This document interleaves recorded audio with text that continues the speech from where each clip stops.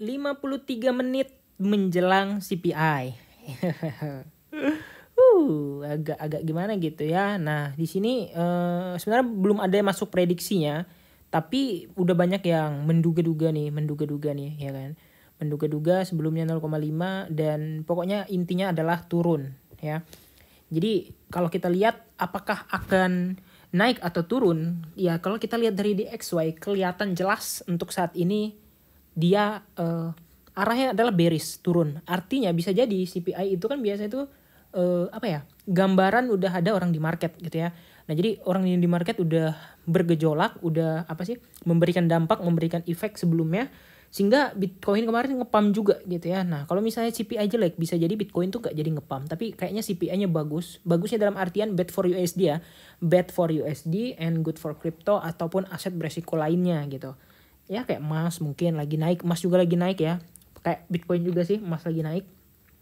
Jadi udah bisa kita tarik kesimpulan kayaknya CPI ini bad for USD. Ini masih kesimpulan loh ya. Soalnya biasanya dari data Wells itu udah kelihatan juga ya bentuk-bentukan chartnya, dan apalagi kalau kita lihat dari Bitcoin untuk saat ini ya.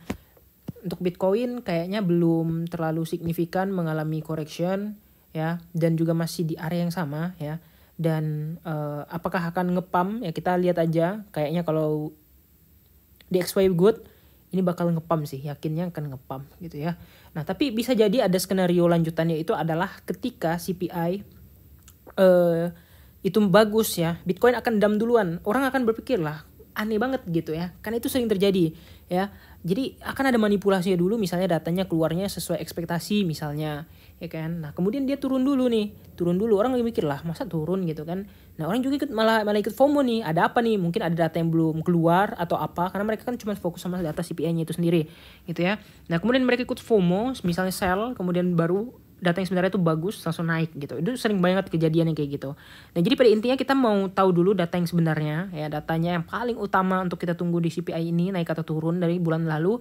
Kalau naik dari bulan lalu, dari Februari maksudnya, kan ini kan CPI Maret ya, udah pasti kita akan naik, dan kripto mungkin akan stabil, dan altcoin mungkin ya recovery lah ya. Kita belum bisa bilang alt season karena masih terbang-terbang ya, tapi at least so far kalau misalnya ini plannya untuk data jelek bisa jadi kayak gini, tapi kalau misalnya datanya bagus ya bisa jadi nggak bakal kayak gini, karena ini kan hanya plan untuk retest saja gitu ya.